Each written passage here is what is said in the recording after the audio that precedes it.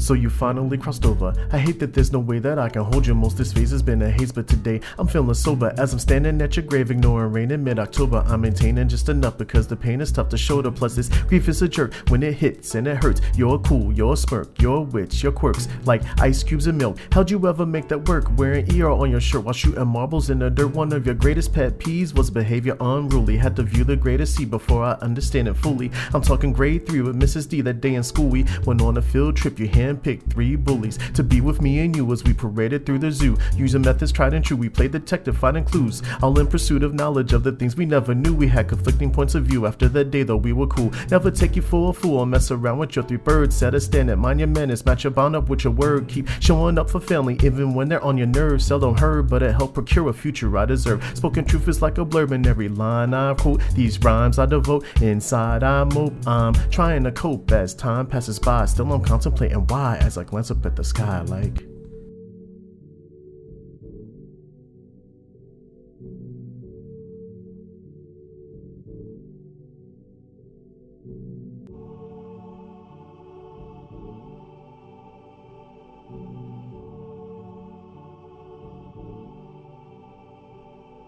Forgive my slow start, see my emotions haven't settled. In you mother, that's what heart, and for that should get a medal. Some people may debate the way you often play the rebel, but I do appreciate the way you better start our level. Like all in together, tell me how is the weather, or HOT spells etc, etc. As I later come to learn about the aces you had weathered, yet you still poured into us. How amazing an endeavor. The arc of a parent, deep emotions will be felt when you start to plant some seeds, and early on they need your help just to navigate them cards, regardless of how they're dealt, till it catches you off guard to see them harvested themselves. Like, well, all of the first that they collect. First sob, first job, first steps, first breath. Appreciation and knowledge, paying homage and respect. First drive up to college, first dollop of regret. The trajectory is set with first embarking on that mission. As a kid set in your way so many days you didn't listen. Your 20s are a haze, become obsessed with your ascension. Still unfazed by middle age, you start regretting that ambition. The lessons started sticking and the blessings start to kick. And stepping back from all the grind, you started taking time and sitting. Just sifting through emotion as you're coping with decisions that you'll one day have to make if ever placed in that position.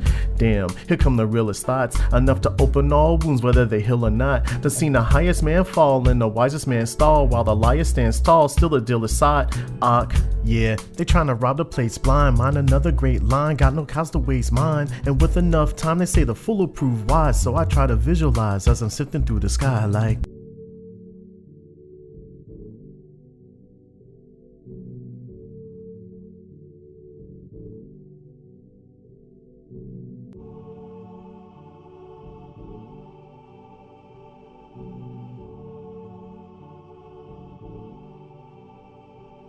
It was 90 plus degrees in the mid-July heat, just the vibes we would keep. Summertime on the street, spending hours playing Foursquare with a crew like 7 deep, or simply riding around town, bumping biz bad as speeds. Look, I'll keep it brief, these treasured memories compete for vacant space up in my mind as I'm inclined to repeat details of your final chapter. Strokes and seizures left you weak, compromising your mobility, ability to speak, reminiscing on the times we go for drives and kindly leak. You were always down to ride, catch a vibe, sit and think, get back in your role later. Conversations held at length, family, sports and politics, current events, the kitchen sink. Then blink, a very different image, and that was all that you could do beyond a glaring grimace. A couple nuns came to visit, couldn't stomach 3 minutes, overwhelmed by what they knew when we were bearing witness. Tears, biggest regret is that you persevered through all the suffering and pain, and all I did was cheer. I would have been more clear had I known the end was near. You didn't have to hold on, although I loved you dear, and just to hear your voice again would be oh so heavenly. For those who are in the know, that's 40 years or so, regrettably more so than any act or single thing you ever said to me. I understood your heart and came to see me as your legacy. Inevitably this whole experience affected me.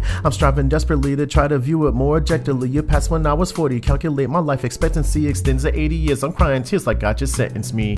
Damn, that's like a whole lifetime. No, I'm not in my right mind, although I strive to be fine. They claim your inner strength is well equipped to beat the mind, so I try to summon mine as I drip beneath the sky like.